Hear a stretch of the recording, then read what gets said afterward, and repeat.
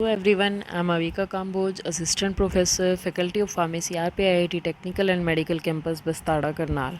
Today we are going to study steps involved in gravimetry or how gravimetry is carried out. So, the very first step in the gravimetric analysis is the preparation of the solution.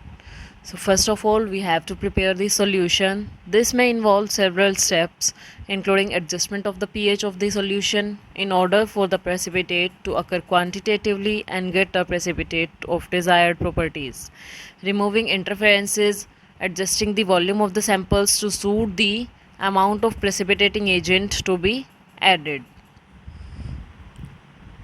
Second step is the precipitation. This requires addition of precipitating agent solution to the sample solution. Upon addition of the first drop of the precipitating agent, supersaturation occurs.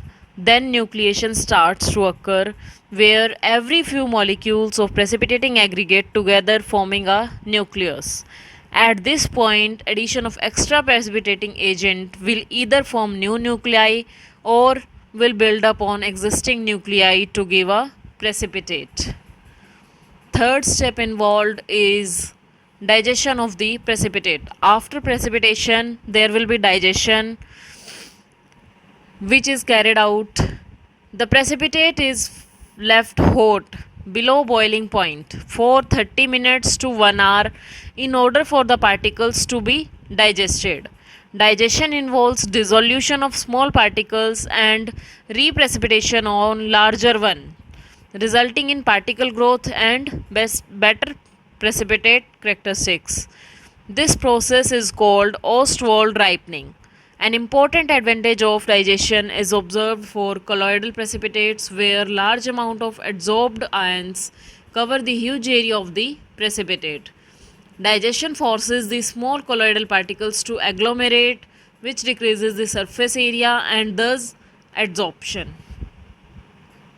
Now there will be washing and filtering the precipitate. It is crucial to wash the precipitate very well in order to remove all adsorbed species, which will add to weight of precipitate. One should be careful not to use too much water, since part of the precipitate may be lost. Also, in case of colloidal precipitates, we should not use water as a washing solution, since peptidization would occur. In such situations, dilute nitric acid, ammonium nitrate, or dilute acetic acid may be used. Usually, it's a good practice to check for the presence of precipitating agent in the filtrate of the final washing solution. The presence of precipitating agent means that extra washing is required. Filtration should be done in appropriate sized gauge or ignition filter paper. After the step of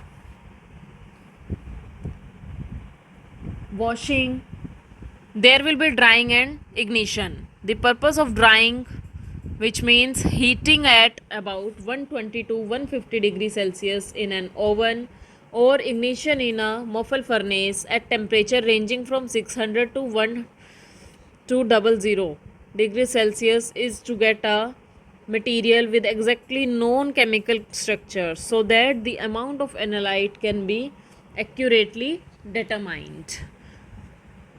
After drying and ignition, we will see that how to make quantity minimum or precipitation from homogeneous solution. From colloidal solution or heterogeneous solution, it's very easy to separate the precipitates, but if we are to separate precipitates from homogeneous solution, we should follow. In order to make quantity minimum, we can in some situation generate the precipitating agent in precipitating medium rather than adding it. We have to generate the precipitating agent rather than adding it. Or how can we generate it? For example, in order to precipitate iron as the hydroxide, we will dissolve urea in the sample. Heating of the solution generates hydroxide ions from the hydrolysis of urea.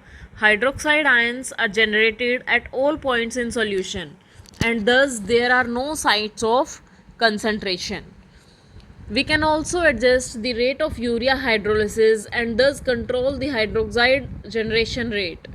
This type of procedure can be very advantageous in case of colloidal precipitates. Thank you.